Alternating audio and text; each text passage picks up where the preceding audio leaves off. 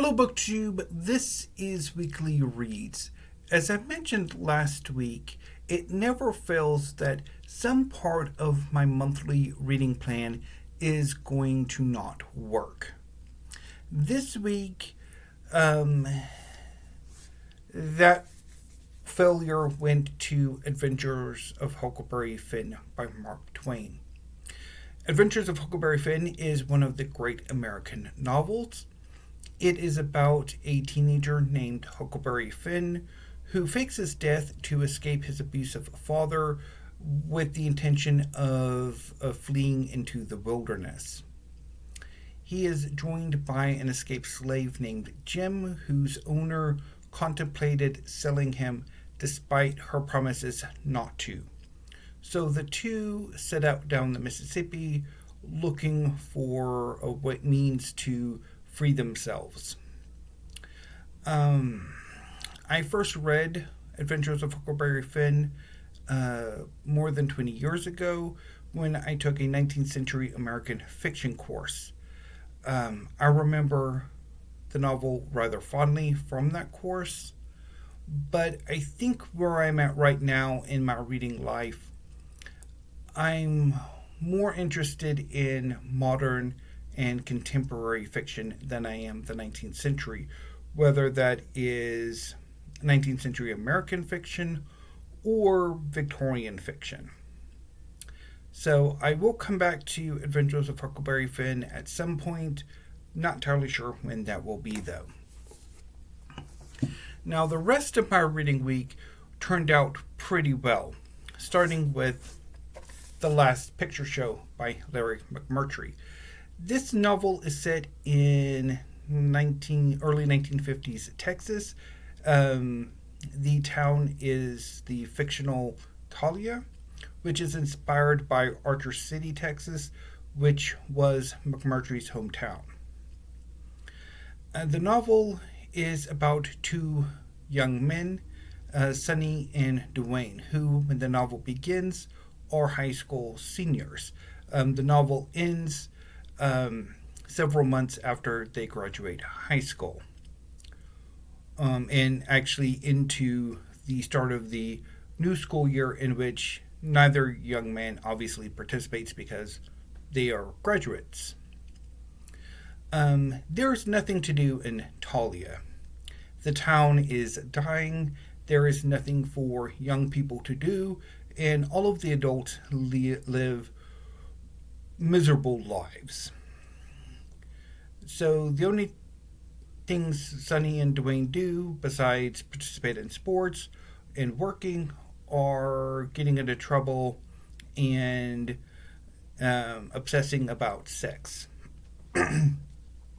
For much of the novel, Dwayne is dating a young woman named JC, who is from a higher. Her family is more financially well off than Dwayne is. And so she's involved with him while also wanting to experience the adventures that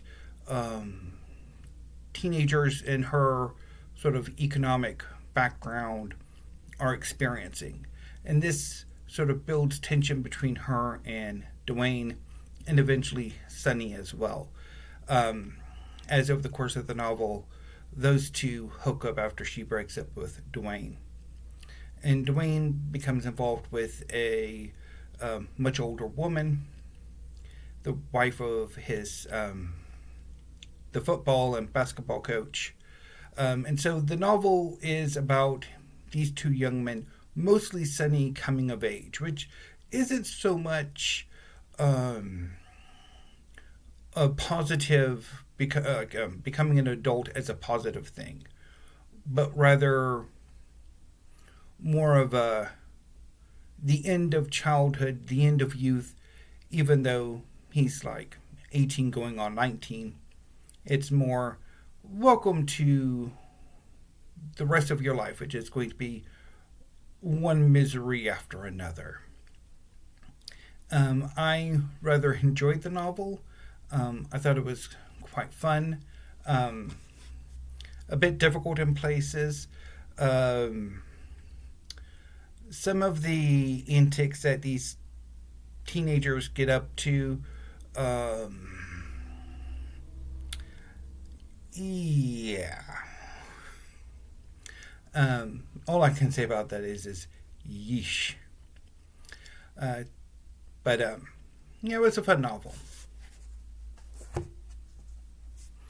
I then reread Housekeeping by Marilynne Robinson. This novel is also a kind of a revisit of a class I took in college. In this case, a modern and postmodern fiction class. So, Housekeeping is set much like The Last Picture Show in the 1950s. In this case, in western Idaho.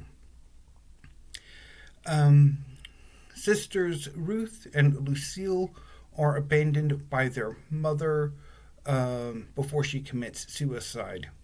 They are then raised for a few years by their grandmother, who then herself dies, and they're then raised by their only contactable aunt, Sylvie, who lives a transient life. And so the novel is about the tension between transience and stability, and order and chaos, and sees the sisters take different paths as Lucille comes to crave order and stability, and Ruth comes to embody the transience and chaos of both her mother's life as well as Sylvie's life. I enjoyed this reread.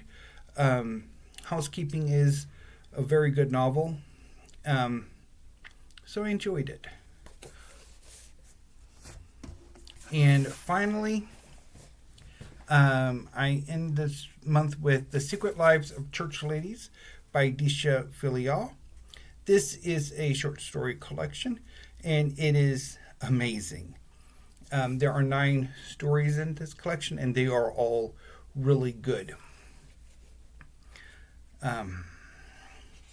My special favorites are Dear Sister, that was amazing. Peach Cobbler, the best story in the collection. Snowfall is really good. I quite like How to Make Love to a Physicist in Jael. And When Eddie Leverett Comes really struck close to home for me.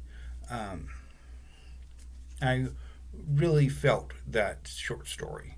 So this was really, really great. Philyaw has a new novel coming out in the next few months, and I'm really tempted to pick it up, although I will wait for the paperback release because I prefer paperback releases. So that wraps up my July reading. I'd originally planned on making this video later this afternoon, but I realized that after I make this video, I'm going to put these 4 books up, as well as my July book haul, and then pull off my August reading plan. So that's going to take me a while, and that means that I really wouldn't have anything else to do during those hours after I upload this video. So I'm doing it now. Anyway, so tomorrow will be my August reading plan, and then next week will be a slew of videos, certainly Poetry Thursday, and the first weekly reads of August. There may be a book haul, although I don't know necessarily if I'm going to hold off on that one until I get the next Barnes & Noble pre-order. We shall see. And I'm going to try to do some tag videos, but I don't know for sure. So Anyway, BookTube, I'm going to go ahead and sign off for now. I'll see you tomorrow, and wish me luck putting all of these books on the shelves. So until I see you next time, thank you, BookTube, and have a great rest of your Friday.